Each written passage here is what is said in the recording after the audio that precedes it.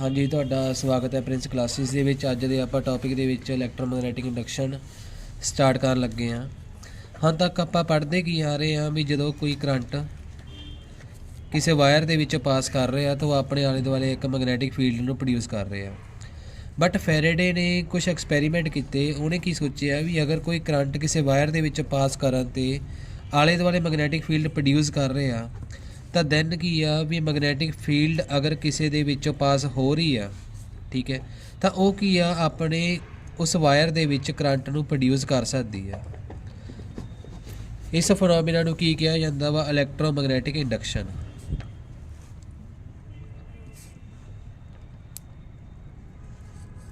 Induction का मतलब की आ, ठीक है, अगर कोई मैगनैटिक फील्ड किसी वायर दे विचों लिंक कर रही है, ठीक है, अगर किसी वायर दे विचों लिंक कर रही है तो उस वायर दे विचों करंट पास होना स्टार्ट हो जाएगा कि करंट जनरेट हो जाएगा।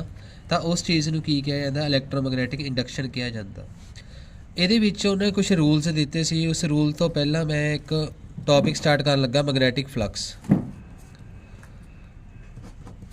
मैगनैटिक फ्लक्स का मतलब है कि फ्लक्स का मतलब की आ भी अपने को फ्लो कितना क ज़्यादा वा, फ्लो किहदा मैगनैटिक फील्ड लाइन्स का।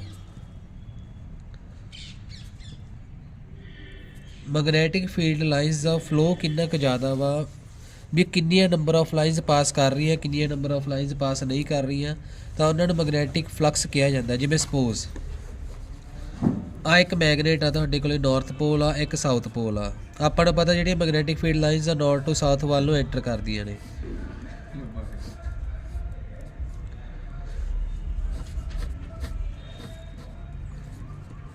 ठीक है, मैगनैटिक फील्ड लाइन्स नॉर्थ तो बाहर निकलदियां ते साउथ दे विच एंटर करदियां। ठीक है, तो हुण आपां नूं पता किद्दां लगो जिवें सपोज मैं इत्थे कोई पेपर रख लवां, एक सरफेस आ, इस सरफेस दे विचों आह मैगनैटिक फील्ड लाइन्स पास कर रही ने।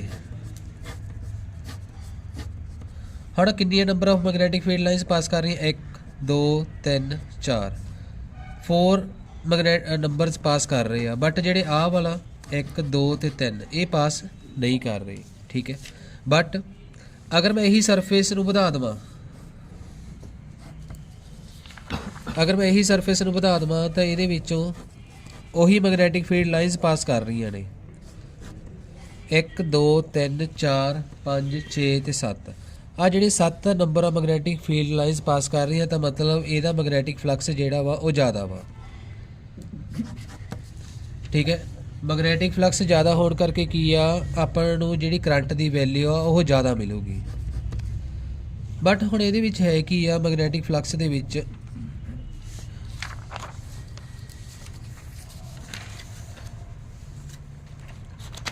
उन्हें कुछ एक्सपैरीमेंट किए। उन्हें की किया, एक गलवैनोमीटर ला लिया, इत्थे एक कॉयल आ, इत्थे एक मैगनेट आ उहदा नॉर्थ पोल आ उहदा साउथ पोल आ। ठीक है जी, ये रेस्ट ते पिया। सब तो पहला आ पहली डायग्राम आ गलवैनोमीटर आ। गलवैनोमीटर क्यों लाया आपां इत्थे? क्योंकि गलवैनोमीटर का काम आ समॉल करंट की वैल्यू देना। गलवैनोमीटर का काम आ समॉल करंट की वैल्यू देना, क्योंकि हाले आपां नूं नहीं पता भी जदों मैगनेट इहदे नाल लिंक करूगा कॉयल दे नाल तो आपां नूं उस कॉयल दे विचों किन्नी क ज़्यादा करंट की वैल्यू मिलूगी। सो आपां इत्थे की है गलवैनोमीटर लाया होया। ठीक है, हुण मेरा रेस्ट ते पिया, इत्थों मैगनैटिक फील्ड लाइन्स बाहर निकल रही ने। आ मैगनैटिक फील्ड लाइन्स इस कॉयल दे विचों पास कर रही हैं, बट ये मैगनैटिक फील्ड लाइन्स जिहड़ी है मैगनैटिक फ्लक्स वो चेंज नहीं हो रही। जिहदे करके की है जिवें सपोज चेंज ना होने का मतलब की आ इस कॉयल दे विचों 1 2 ते 3 मैगनैटिक फील्ड लाइन्स कंटीन्यूसली पास कर रही ने। मतलब ना तो 3 तो वध रही है वो, ना 3 तो घट रही है वो। ठीक है, तो ये मैगनैटिक फ्लक्स जिहड़ा अपना वो चेंज नहीं होया, तो करंट की वैल्यू आपां नूं नहीं आऊगी। ठीक है, सो पहली जिहड़ी कंडीशन आ मैगनैटिक फ्लक्स का चेंज होना ज़्यादा जरूरी है। सैकेंड, हुण उही सेम कॉयल आ, गलवैनोमीटर, ਹੁਣ ਇਹਦੇ ਵਿੱਚੋਂ ਮੈਗਨੇਟ ਦੀ ਮੂਵਮੈਂਟ ਹੋ ਰਹੀ ਆ, ਨਾਰਥ ਪੋਲ ਆ ਸਾਊਥ ਪੋਲ ਆ, ਮੈਗਨੇਟ ਥੱਲੇ ਨੂੰ ਮੂਵ ਕਰ ਰਿਹਾ ਹੌਲੀ ਹੌਲੀ ਕਰਕੇ, ਠੀਕ ਹੈ। ਆ ਨਾਰਥ ਪੋਲ ਆ, ਆਹ ਵਾਲਾ ਫੇਸ, ਮਤਲਬ ਜਿਹੜਾ ਨਾਰਥ ਆ, ਨਾਰਥ ਮੂਵ ਟੁਵਰਡਸ ਕੋਇਲ। ਤਾਂ ਜਦੋਂ ਨਾਰਥ ਪੋਲ ਇਹਦੇ ਵੱਲ ਨੂੰ ਵੱਧ ਰਿਹਾ, ਦੇਖੋ ਆਹ ਪਹਿਲਾਂ ਮੈਗਨੇਟ ਪਿਆ ਸੀਗਾ, ਆਹ ਮੈਗਨੈਟਿਕ ਫੀਲਡ ਲਾਈਨ ਸੀਗੀਆਂ ਉਹਦੀਆਂ, ਇਹ ਮੈਗਨੈਟਿਕ ਫੀਲਡ ਲਾਈਨਸ ਇੱਥੋਂ ਬਾਹਰ ਨਿਕਲ ਰਹੀਆਂ ਨੇ, ਠੀਕ ਹੈ। ਅਗਰ ਮੈਂ ਆਹੀ ਕੋਇਲ ਨੂੰ ਇੱਥੇ ਰੱਖ ਦੇਵਾਂ, ਇਸ ਕੋਇਲ ਦੇ ਵਿੱਚੋਂ ਆ ਕਿੰਨੀਆਂ number of magnetic field lines pass ਕਰ ਰਹੀਆਂ ਨੇ, ਫਿਰ ਆਹੀ ਸੇਮ ਮੈਗਨੇਟ ਆ ਨਾਰਥ ਪੋਲ ਸਾਊਥ ਪੋਲ, ਇਸ ਕੋਇਲ ਨੂੰ ਮੈਂ ਇੱਥੇ ਰੱਖ ਦੇਵਾਂ, ਹੁਣ ਉਹੀ ਮੈਗਨੈਟਿਕ ਫੀਲਡ ਲਾਈਨਸ ਇਹਦੇ ਵਿੱਚੋਂ ਘੱਟ ਪਾਸ ਕਰ ਰਹੀਆਂ ਨੇ। ਮੀਨ ਜਿਹੜਾ ਆਪਣਾ ਮੈਗਨੈਟਿਕ ਫਲਕਸ ਆ ਉਹ ਚੇਂਜ ਹੋ ਰਿਹਾ ਕਿਸੇ ਨਾ ਕਿਸੇ ਤਰੀਕੇ। ਮੀਨ ਕਦੇ ਮੈਗਨੈਟਿਕ ਫੀਲਡ ਲਾਈਨਸ ਵੱਧ ਜਾਂਦੀਆਂ ਨੇ, ਕਿਤੇ ਮੈਗਨੈਟਿਕ ਫੀਲਡ ਲਾਈਨਸ ਘੱਟ ਜਾਂਦੀਆਂ ਨੇ।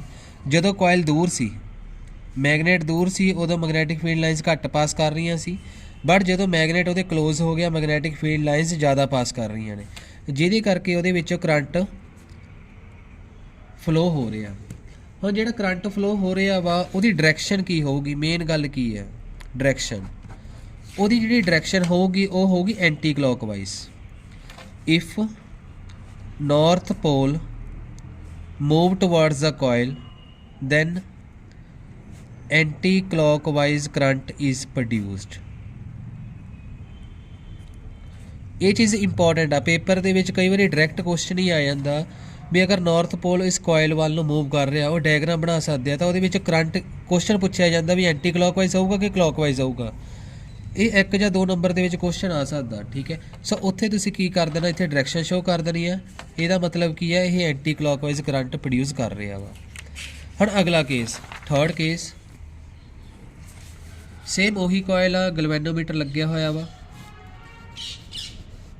ਆ ਕੋਇਲ ਬਣਾ ਦਿੱਤੀ ਗਈ, ਮੈਗਨੇਟ ਆ, ਨਾਰਥ ਪੋਲ ਆ, ਸਾਊਥ ਪੋਲ ਆ। ਹੁਣ ਇਸ ਮੈਗਨੇਟ ਦੀ ਮੂਵਮੈਂਟ ਨੂੰ ਚੇਂਜ ਕਰ ਦਿੱਤਾ ਗਿਆ, ਮੀਨ ਆ ਜਿਹੜਾ ਨਾਰਥ ਪੋਲ ਆ ਹੁਣ ਇਸ ਕੋਇਲ ਤੋਂ ਦੂਰ ਹੋ ਰਿਹਾ। If north pole of magnet move away from the coil, ਦੇਖੋ ਮੂਵਮੈਂਟ ਤਾਂ ਇਸ ਮੈਗਨੇਟ ਦੀ ਹੋ ਹੀ ਰਹੀ ਆ, ਮੀਨ ਮੈਗਨੈਟਿਕ ਫਲਕਸ ਤਾਂ ਚੇਂਜ ਹੋ ਹੀ ਰਿਹਾ ਵਾ, ਠੀਕ ਹੈ। ਮੈਗਨੈਟਿਕ ਫਲਕਸ ਚੇਂਜ ਹੋ ਰਿਹਾ, ਮੀਨ ਇਹਦੇ ਵਿੱਚੋਂ ਕਰੰਟ ਵੀ ਪ੍ਰੋਡਿਊਸ ਹੋ ਰਿਹਾ। ਹੁਣ ਇਹਦੇ ਵਿੱਚ ਕਰੰਟ ਦੀ ਜਿਹੜੀ ਪ੍ਰੋਡਿਊਸ ਹੋਣ ਦੀ ਜਿਹੜੀ ਡਾਇਰੈਕਸ਼ਨ ਆ ਉਹ ਚੇਂਜ ਹੋ ਜਾਊਗੀ। ਨਾਰਥ ਪੋਲ ਜਦੋਂ ਕੋਲੇ ਆ ਰਿਹਾ ਸੀਗਾ ਤਾਂ ਉਹ ਕੀ ਐਂਟੀ ਕਲੌਕਵਾਈਜ਼ ਕਰੰਟ ਪ੍ਰੋਡਿਊਸ ਕਰ ਰਿਹਾ ਸੀ, ਹੁਣ ਨਾਰਥ ਪੋਲ ਇਹ ਤੋਂ ਦੂਰ ਜਾ ਰਿਹਾ ਤਾਂ ਉਹ ਕੀ ਆ ਕਲੌਕਵਾਈਜ਼ ਕਰੰਟ ਪ੍ਰੋਡਿਊਸ ਕਰੂਗਾ। ਆਹ ਹੋ ਗਈ ਇਹਦੀ clockwise direction. Then clockwise current is produced in the coil, ਠੀਕ ਹੈ। ਇਹ ਹੋ ਗਿਆ ਆਪਣੇ ਕੋਲ third case. Fourth case, galvanometer. ਹੁਣ ਆਪਾਂ ਮੈਗਨੇਟ ਦੇ ਜਿਹੜੇ ਪੋਲੈਰਿਟੀ ਆ ਚੇਂਜ ਕਰ ਦਿੱਤੀ ਕਿ ਇੱਥੇ ਸਾਊਥ ਪੋਲ ਹੋ ਗਿਆ, ਇੱਥੇ ਨਾਰਥ ਪੋਲ ਹੋ ਗਿਆ, ਠੀਕ ਹੈ। ਹੁਣ ਸਾਊਥ ਪੋਲ ਜਿਹੜਾ ਵਾ ਉਹ ਇਸ ਵਾਲੇ ਪਾਸੇ ਨੂੰ ਆ ਰਿਹਾ, ਕੋਇਲ ਵਾਲੇ ਪਾਸੇ ਨੂੰ। If south pole of the magnet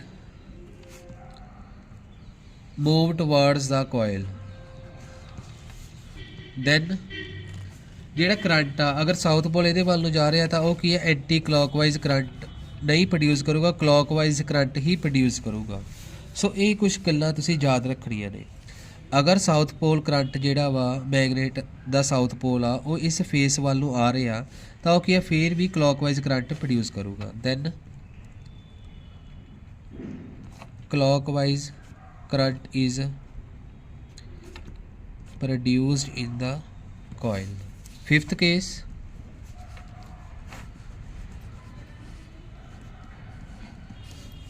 ਹੁਣ ਇਹੀ ਜਿਹੜਾ ਨਾਰਥ ਪੋਲ ਤੇ ਸਾਊਥ ਪੋਲ ਆ, ਸਾਊਥ ਪੋਲ ਇਹ ਤਾਂ ਦੂਰ ਜਾ ਰਹੇ ਆ। If south pole of magnet move away from coil, then ਹੁਣ ਇੱਥੇ ਤੁਸੀਂ ਕੀ ਕਰੋਗੇ ਐਂਟੀ ਕਲੌਕਵਾਈਜ਼ ਕਰੰਟ ਪ੍ਰੋਡਿਊਸ ਹੋ ਰਿਹਾ, ਠੀਕ ਹੈ।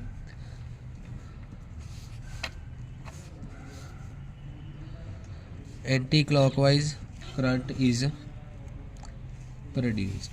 ठीक है। ये कुछ 4-5 बेसिक फैराडे ने जो एक्सपैरीमेंट किए सी, ये सारे ਉਹ ਨੇ। ठीक है। ਹੁਣ ਇਹ ਤਾਂ ਸੀਗਾ ਆਪਣੇ ਕੋਲੇ ਇਹ ਸਾਰੇ ਚੀਜ਼ਾਂ ਵੀ ਆਪਣੇ ਕੋਲੇ ਮੈਗਨੇਟ ਮੂਵ ਕਰ ਰਿਹਾ ਜਾਂ ਮੈਗਨੇਟ ਮੂਵ ਨਹੀਂ ਕਰ ਰਿਹਾ, ਤਾਂ ਉਹਦੇ ਨਾਲ ਕੀ ਹੋਊਗਾ। ਪਹਿਲੀ ਕੰਡੀਸ਼ਨ ਕੀ ਹੋਣੀ ਚਾਹੀਦੀ ਹੈ, ਮੈਗਨੈਟਿਕ। ਇੱਥੇ ਕੰਡੀਸ਼ਨਸ ਆਪਾਂ ਦੇਖ ਲਈਏ ਵੀ ਮੇਨ ਕੰਡੀਸ਼ਨਸ ਕੀ ਹੋਣੀਆਂ ਚਾਹੀਦੀਆਂ। ਪਹਿਲੀ ਕੰਡੀਸ਼ਨ ਹੈ ਮੈਗਨੈਟਿਕ ਫਲਕਸ ਦਾ ਚੇਂਜ ਹੋਣਾ, ਦੈਨ ਕਰੰਟ ਇਜ਼ ਪ੍ਰੋਡਿਊਸਡ। ਠੀਕ ਹੈ। ਸੈਕਿੰਡ, ਪੋਲੈਰਿਟੀ ਦੀ ਨਿਗਾਹ ਰੱਖਣੀ ਆ ਤੁਸੀਂ ਵੀ ਉਹ ਨਾਰਥ ਪੋਲ ਆ ਕਿ ਸਾਊਥ ਪੋਲ ਆ ਮੈਗਨੇਟ ਦਾ, ਉਹ ਕਿਹੜੀ ਫੇਸ ਵੱਲ ਨੂੰ ਜਾ ਰਿਹਾ। ਠੀਕ ਹੈ। ਉਹ ਤੁਸੀਂ ਚੀਜ਼ ਦੀ ਨਿਗਾਹ ਰੱਖਣੀ ਆ। ਇਹ ਸੀਗਾ ਫੈਰਾਡੇ ਦੇ ਲਾਸ। ਫੈਰਾਡੇ ਨੇ ਇੱਕ ਬੇਸਿਕ ਫਾਰਮੂਲਾ ਵਾ, ਉਹ ਇੰਪੋਰਟੈਂਟ ਆ। ਈ ਕੀ ਆ, EMF, ਵੀ ਉਹ ਕਿੰਨਾ ਕਰੰਟ ਪ੍ਰੋਡਿਊਸ ਹੋਇਆ, ਉਹਦੀ ਵੈਲਿਊ। EMF ਨੂੰ ਸਮਾਲ ਈ ਦੇ ਨਾਲ ਹੀ ਲਿਖਣਾ ਤੁਸੀਂ। ਕਰੰਟ ਕਿੰਨਾ ਪ੍ਰੋਡਿਊਸ ਹੋਇਆ ਕੋਇਲ ਦੇ ਵਿੱਚ, ਉਹ ਕਿਹਦੇ 'ਤੇ ਡਿਪੈਂਡ ਕਰਦਾ। ਇਹਨੂੰ ਕੀ ਕਿਹਾ ਜਾਂਦਾ, ਇੰਡਿਊਸਡ EMF। ਉਹ ਕਿਹਦੇ ਦੇ ਉੱਪਰ ਡਿਪੈਂਡ ਕਰਦਾ, number of turns in the coil multiply by rate of the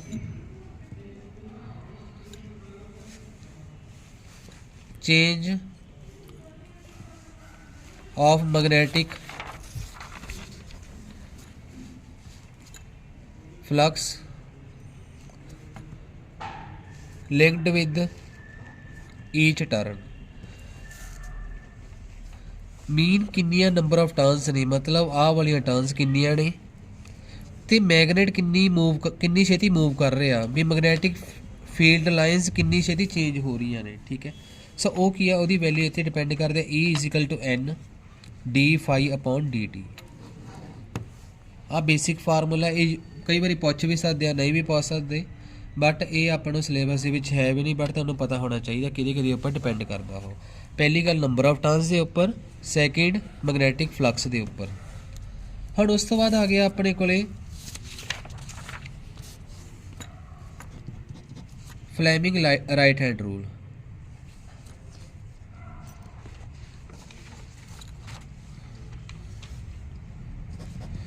ਫਲੈਮਿੰਗ right hand rule ਦੇ ਵਿੱਚ ਆ ਦੇਖੋ, ਆ ਰਾਈਟ ਹੈਂਡ ਰੂਲ ਆ। ਇਹਦੇ ਵਿੱਚ ਜਿਵੇਂ ਆਪਾਂ ਲੈਫਟ ਹੈਂਡ ਕਰਕੇ ਆਏ ਸੀਗੇ FBI, ਉਸੇ ਤਰ੍ਹਾਂ ਹੀ ਇਹਦੇ ਵਿੱਚ ਆ FBI। ਹੁਣ ਆ F ਕੀ ਆ, ਮੋਸ਼ਨ, ਫੋਰਸ ਕਿੰਨੀ ਲੱਗ ਰਹੀ ਆ, ਸੇਮ ਉਹੀ ਚੀਜ਼। B ਕੀ ਆ, ਮੈਗਨੈਟਿਕ ਫੀਲਡ, ਸੇਮ ਉਹੀ ਚੀਜ਼ ਆ, ਬਟ ਇੱਥੇ ਕੀ ਆ, ਇੰਡਿਊਸਡ ਕਰੰਟ। ਇੱਥੇ ਇੰਡਿਊਸਡ ਕਰੰਟ ਦੀ ਆਪਾਂ ਡਾਇਰੈਕਸ਼ਨ ਦੱਸੀ ਹੋਈ ਹੈ। FBI, F ਦਾ ਮਤਲਬ ਕੀ ਆ, ਮੋਸ਼ਨ ਆਫ ਫੋਰਸ। B ਦਾ ਮਤਲਬ ਕੀ ਆ, ਮੈਗਨੈਟਿਕ ਫੀਲਡ। I ਦਾ ਮਤਲਬ ਕੀ ਆ, ਇੰਡਿਊਸਡ ਕਰੰਟ। ਠੀਕ ਹੈ। ਜਿਹੜਾ ਫਲੈਮਿੰਗ ਲੈਫਟ ਹੈਂਡ ਰੂਲ ਸੀ, ਉਹਦੇ ਵਿੱਚ ਆਪਾਂ ਕੀ ਦੇਖਦੇ ਸੀਗੇ, FBI ਕਰੰਟ ਪਾਸ ਕਰ ਰਿਹਾ ਸੀ, ਮੈਗਨੈਟਿਕ ਫੀਲਡ ਹੋ ਰਹੀ ਸੀਗੀ, ਆਪਾਂ ਉਹਦੇ ਵਿੱਚ ਫੋਰਸ ਦੇਖਦੇ ਸੀ। ਬਟ ਇਹਦੇ ਵਿੱਚ ਆਪਾਂ ਕੀ ਦੇਖਣਾ ਵਾ, ਫੋਰਸ ਆਪਣੇ ਕੋਲ ਹੈਗੀ ਆ ਆਲਰੇਡੀ, ਮਤਲਬ ਮੈਗਨੇਟ ਦੀ ਮੂਵਮੈਂਟ ਕਿੰਨੀ ਕੁ ਜ਼ਿਆਦਾ ਵਾ, ਮੈਗਨੈਟਿਕ ਫੀਲਡ ਵੀ ਆਪਾਂ ਨੂੰ ਮਿਲ ਰਹੀ ਆ। ਠੀਕ ਹੈ, ਆਪਣੇ ਕੋਲੇ। ਬਟ ਆਪਾਂ ਇੱਥੇ ਇੰਡਿਊਸਡ ਕਰੰਟ ਦੇਖ ਰਹੇ ਹਾਂ ਵੀ ਉਹਦੀ ਡਾਇਰੈਕਸ਼ਨ ਕਿੱਧਰ ਨੂੰ ਹੋਊਗੀ ਇੰਡਿਊਸਡ ਕਰੰਟ ਦੀ। ਠੀਕ ਹੈ। ਤਾਂ ਇਸ ਚੀਜ਼ ਨੂੰ ਕੀ ਕਿਹਾ ਜਾਂਦਾ, ਫਲੈਮਿੰਗ ਰਾਈਟ ਹੈਂਡ ਰੂਲ। ਉਸ ਤੋਂ ਬਾਅਦ ਇਹਦੇ ਵਿੱਚ ਆਉਂਦਾ ਲੈਂਜ਼ ਲਾ। ਬਸ ਤੁਸੀਂ ਇਹਦਾ ਇਕੱਲਾ ਪ੍ਰਿੰਸੀਪਲ ਹੀ ਯਾਦ ਰੱਖਣਾ। ਇਹ ਕਿਹਦੇ ਬੇਸਿਸ ਦੇ ਉੱਪਰ ਆ, Lenz law conservation of energy ਦੇ ਬੇਸਿਸ ਤੇ ਇਹ ਟਿਕਿਆ ਹੋਇਆ ਵਾ। ਇਹ ਕੀ ਕਹਿ ਰਿਹਾ, it state that the direction of flow of induced current will be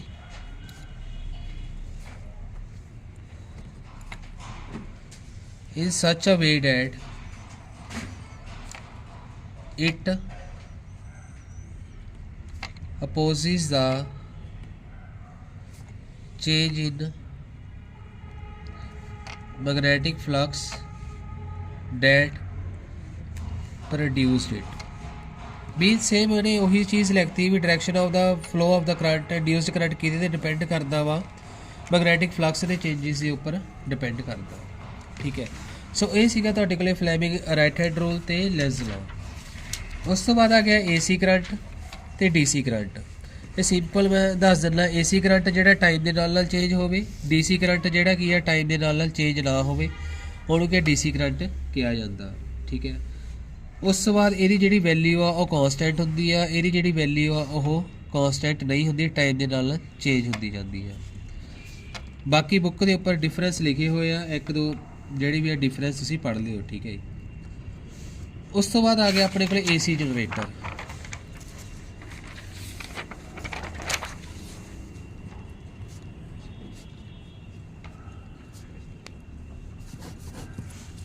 AC generator ਦੇ ਕੰਮ ਤੋਂ ਕੀ ਪਤਾ ਲੱਗਦਾ, ਜਿਹੜਾ ਕੀ ਹੈ ਜਨਰੇਟਰ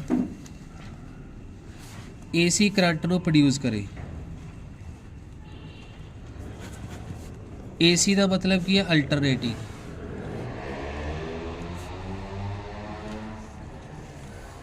ਅਲਟਰਨੇਟਿੰਗ ਕਰੰਟ ਨੂੰ ਜੋ ਪ੍ਰੋਡਿਊਸ ਕਰੇ ਉਹਨੂੰ ਕੀ ਕਿਹਾ ਜਾਂਦਾ, ਏਸੀ ਜਨਰੇਟਰ ਕਿਹਾ ਜਾਂਦਾ। ਇਹ ਪ੍ਰਿੰਸੀਪਲ ਕੀ ਆ,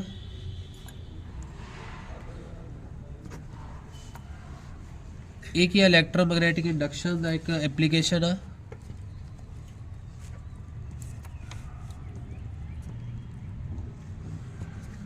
ਤੇ ਮੇਨ ਪ੍ਰਿੰਸੀਪਲ ਹੈ ਕੀ ਆ, when a straight conductor is moved in the magnetic field, current is induced in the conductor। ਸੋ ਇਹੀ ਬੇਸਿਕ ਪ੍ਰਿੰਸੀਪਲ ਦੇ ਉੱਪਰ ਇਹ ਵਰਕ ਕਰਦਾ। ਜਦੋਂ ਕੀ ਹੈ ਇੱਕ ਸਟੇਟ ਕੰਡਕਟਰ ਦੇ ਉੱਪਰ ਉਹਨੂੰ ਮੂਵ ਕੀਤਾ ਜਾਂਦਾ ਕਿਸੇ ਮੈਗਨੈਟਿਕ ਫੀਲਡ ਦੇ ਵਿੱਚ, ਤਾਂ ਉਹ ਕੀ ਆ ਇੱਕ ਕਰੰਟ ਨੂੰ ਇੰਡਿਊਸ ਕਰਦਾ। ਉਹ ਕਰੰਟ ਦੀ ਵੈਲਿਊ ਪਹਿਲਾਂ ਪੋਜ਼ਿਟਿਵ ਹੋ ਜਾਂਦੀ ਹੈ, ਫਿਰ ਨੈਗੇਟਿਵ, ਫਿਰ ਪੋਜ਼ਿਟਿਵ, ਫਿਰ ਨੈਗੇਟਿਵ। ਉਹ ਡਿਪੈਂਡ ਕਰਦਾ ਉਸ ਕੰਡਕਟਰ ਦੀ ਮੂਵਮੈਂਟ ਦੇ ਉੱਪਰ ਵੀ ਉਹਦੀ ਜਿਹੜੀ ਡਾਇਰੈਕਸ਼ਨ ਆ ਚੇਂਜ ਹੁੰਦੀ ਜਾਂਦੀ ਹੈ, ਜਿਹਦੇ ਕਰਕੇ ਕੀ ਆ ਉਹਦੀ ਜਿਹੜੀ ਵੈਲਿਊ ਆ ਪੋਜ਼ਿਟਿਵ ਨੈਗੇਟਿਵ ਪੋਜ਼ਿਟਿਵ ਨੈਗੇਟਿਵ, ਤਾਂ ਏਸੀ ਜਿਹੜਾ ਕਰੰਟ ਆਪਣੇ ਕੋਲ ਪ੍ਰੋਡਿਊਸ ਹੋ ਜਾਂਦਾ।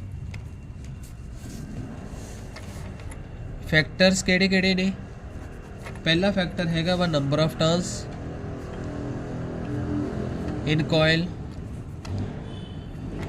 ਦੂਜਾ ਜਿਹੜਾ ਵਾ ਕ੍ਰਾਸ ਸੈਕਸ਼ਨਲ ਏਰੀਆ,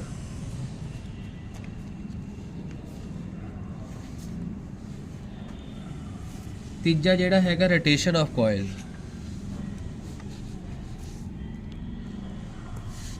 ਅਗਰ ਮੈਂ ਇਹਦੀ ਪ੍ਰੋਪਰ ਡਾਇਗਰਾਮ ਦੇਖਾਂ,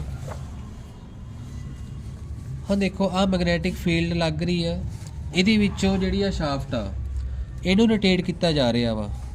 ਆਹ ਕੋਇਲ ਆ, ਹਾਂਜੀ ਉਹ ਕੋਇਲ ਦੇ ਵਿੱਚੋਂ ਮੈਂ ਆਹ ਪਾਰਟ ਲੈ ਰਿਹਾ DC। ਆਹ ਇੱਕ ਪੂਰੀ ਕੋਇਲ ਆ, ਇਹ ਜਿਹੜੀ ਕੋਇਲ ਆ ਉਹ ਇਸ ਤਰ੍ਹਾਂ ਨਾਲ ਐ ਰੋਟੇਟ ਹੋ ਰਹੀ ਹੈ ਐ ਕਰਕੇ ਐਂਟੀ ਕਲੌਕਵਾਈਜ਼। ਮੈਂ DC ਕੋਇਲ ਦੇ ਉੱਪਰ ਅਗਰ ਫਲੈਮਿੰਗ ਰਾਈਟ ਹੈਂਡ ਰੂਲ ਲਾਵਾਂ, ਆਹ ਫਲੈਮਿੰਗ ਰਾਈਟ ਹੈਂਡ ਰੂਲ ਆ, ਆਹ ਮੈਗਨੈਟਿਕ ਫੀਲਡ ਦੀ ਡਾਇਰੈਕਸ਼ਨ ਇਸ ਡਾਇਰੈਕਸ਼ਨ ਦੇ ਵਿੱਚ ਆਪਣੇ ਕੋਲ ਕੀ ਸੀ FBI, ਮੈਂ ਇਹਦੇ ਅਕੋਰਡਿੰਗ ਇਹ ਡਾਇਰੈਕਸ਼ਨ ਕਰ ਲਈ। ਆਹ ਮੈਗਨੈਟਿਕ ਫੀਲਡ ਦੀ ਡਾਇਰੈਕਸ਼ਨ ਆ, ਆਹ ਫੋਰਸ ਆ, ਫੋਰਸ ਕਿਹਦੇ ਉੱਪਰ ਆ DC ਦੇ ਉੱਪਰ।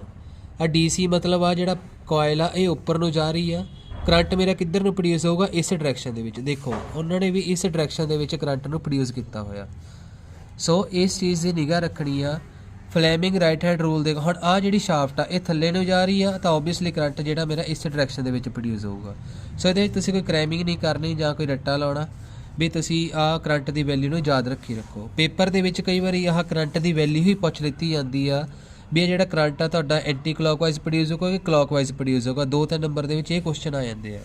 ਠੀਕ ਹੈ, ਸੋ ਇਹਦੇ ਵਿੱਚ ਫਲੈਮਿੰਗ ਰਾਈਟ ਹੈਂਡ ਰੂਲ ਦੇ ਨਾਲ ਤੁਸੀਂ ਇਸ ਚੀਜ਼ ਨੂੰ ਦੇਖਣਾ ਤੇ ਆਹ ਡਿਫਰੈਂਸ ਜ਼ਰੂਰ ਕਰ ਲੈਣਾ DC ਮੋਟਰ ਦਾ ਤੇ AC ਜਨਰੇਟਰ ਦਾ। ਇਹ ਤੁਹਾਨੂੰ ਬੁੱਕ ਦੇ ਵਿੱਚ ਹੀ ਮਿਲ ਜੂਗਾ ਕਿਹੜੇ ਕਿਹੜੇ ਪ੍ਰਿੰਸੀਪਲ ਦੇ ਉੱਪਰ ਵਰਕ ਕਰਦਾ, ਕੀ ਕੀ ਚੀਜ਼ ਇਹਨਾਂ ਦੇ ਵਿੱਚ ਫਰਕ ਆ। DC ਮੋਟਰ ਦਾ ਓਬਵੀਅਸਲੀ ਕੰਮ ਆ DC ਕਰੰਟ ਨੂੰ ਤੇ AC ਜਨਰੇਟਰ ਦਾ AC ਕਰੰਟ ਨੂੰ ਬਣਾਉਣਾ। ਠੀਕ ਹੈ, ਇਹ ਕੀ ਇਲੈਕਟ੍ਰੀਕਲ એનર્ਜੀ ਨੂੰ ਮਕੈਨੀਕਲ 'ਚ ਚੇਂਜ ਕਰਦਾ, ਇਹ ਮਕੈਨੀਕਲ ਨੂੰ ਇਲੈਕਟ੍ਰੀਕਲ ਦੇ ਵਿੱਚ ਚੇਂਜ ਕਰਦਾ। ਸੋ ਪਹਿਲਾ ਕੰਮ ਹੀ ਮੇਨ ਇਹ ਹੈ। ਠੀਕ ਹੈ ਇਹਨਾਂ ਦਾ। ਹੁਣ ਉਸ ਤੋਂ ਬਾਅਦ ਜਿਹੜਾ ਆਪਣਾ ਅਗਲਾ ਟੌਪਿਕ ਆ ਗਿਆ ਉਹ ਆ ਗਿਆ ਟਰਾਂਸਫਾਰਮਰ।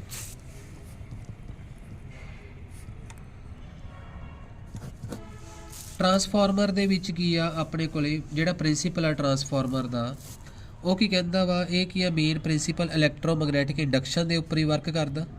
ਕਈ ਵਾਰੀ ਇੱਕ ਨੰਬਰ 'ਚ ਕੁਐਸਚਨ ਆ ਜਾਂਦਾ ਟਰਾਂਸਫਾਰਮਰ ਕਿਹੜੇ ਪ੍ਰਿੰਸੀਪਲ ਦੇ ਉੱਪਰ ਵਰਕ ਕਰਦਾ। ਇਹ ਕੀ ਇਲੈਕਟ੍ਰੋਮੈਗਨੈਟਿਕ ਇੰਡਕਸ਼ਨ ਦੇ ਉੱਪਰ ਹੀ ਵਰਕ ਕਰਦਾ। ਇਹਦੇ ਵਿੱਚ ਦੋ ਕੋਇਲਸ ਹੁੰਦੀਆਂ ਪ੍ਰਾਇਮਰੀ ਕੋਇਲ ਸੈਕੰਡਰੀ ਕੋਇਲ ठीक है। तो ये एक लैमीनेटेड कोर होंदी है विच लोहे की, एक कोयल इधर होंदी है एक कोयल इधर होंदी है। ये की हो गया अपने कोले इनपुट, इधरों अपने की मिलता आउटपुट। पहली कोयल नूं प्राइमरी कोयल कहा जाता, दूजी कोयल नूं सैकंडरी कोयल कहा जाता। ਹੁਣ ਇਹਨਾਂ ਦੀ ਨੰਬਰ ਆਫ ਟਰਨਸ ਦੇ ਉੱਪਰ ਡਿਪੈਂਡ ਕਰਦਾ ਵੀ ਉਹ ਸਟੈਪ ਅਪ ਆ ਕਿ ਸਟੈਪ ਡਾਊਨ ਆ। ਸਟੈਪ ਅਪ ਦਾ ਮਤਲਬ ਕੀ ਹੁੰਦਾ ਵੋਲਟੇਜ ਨੂੰ ਵਧਾ ਕੇ ਦੇਣਾ, ਵੋਲਟੇਜ ਇਨਕਰੀਜ਼। ਸਟੈਪ ਡਾਊਨ ਦਾ ਮਤਲਬ ਕੀ ਆ ਵੋਲਟੇਜ ਡਿਕਰੀਜ਼। ਠੀਕ ਹੈ। ਸਟੈਪ ਅਪ ਟਰਾਂਸਫਾਰਮਰ ਦਾ ਕੰਮ ਕੀ ਆ ਵੋਲਟੇਜ ਨੂੰ ਵਧਾ ਕੇ ਦੇਣਾ ਤੇ ਸਟੈਪ ਡਾਊਨ ਦਾ ਕੰਮ ਕੀ ਆ ਵੋਲਟੇਜ ਨੂੰ ਘਟਾ ਕੇ ਦੇਣਾ। ਤਾਂ ਸਿੰਪਲ ਵਰਡਸ ਤੋਂ ਹੀ ਪਤਾ ਲੱਗਦਾ ਆਪਾਂ ਨੂੰ। सो ये लिए अगर आप रेशो पता करनी आ n is equal to number of turns in the हाँ जी number of turns in the secondary coil उन्होंने एन एस लिखा जाता, number of turns in primary coil that is n p. ठीक है। हुण इहदे विचों अगर तुसीं रेशो पता करनी है तो सिंपल लिख सकते हो, बट स्टैप अप के लिए की कंडीशन आ स्टैप अप के लिए कंडीशन अपने को भी नंबर ऑफ सैकंडरी कोयल्स वो हमेशा वध होनी चाहिए नंबर ऑफ प्राइमरी कोयल्स नालों। तो ये अपने को स्टैप अप ट्रांसफार्मर बनूगा। अगर नंबर ऑफ सैकंडरी कोयल घट ने प्राइमरी कोयल नालों तो की बनूगा स्टैप डाउन ट्रांसफार्मर। ठीक है। ये सीगा तुहाडे कोले मतलब उन्होंने अपने को करंट की वैल्यू भी जिहड़ी है स्टैप डाउन दे विच ते वोल्टेज ई दे नाल डिनोट किया जाता डेट इज़ EMF। ठीक है। ये सीगे step IS IP EP ES। ये अगर याद रहंदे तुहानूं तां ठीक है, नहीं तो ये ही कंडीशनस दे नाल सर जाना तुहाडा भी इहदे विच है की कुछ। सो ये यूजेस पढ़ लेने तुसीं ट्रांसफार्मर दे। ठीक है भी है की आ। मैं 3 पार्ट्स ये अपलोड किए इलैक्ट्रोमैगनैटिक इंडक्शन के, सो इन्होंने ध्यान नाल पढ़ लियो। बाकी जो स्पैसीमैन पेपर आया है तुहाडा जां बुक के उपर लास्ट के क्वेश्चन दिते हुए आ जां डायग्रामैटिकली क्वेश्चनस ने उन्होंने एक बार जरूर रीड करियो। अगर वीडियो पसंद आई तो लाइक शेयर तो सबसक्राइब जरूर करियो। Thank you so much.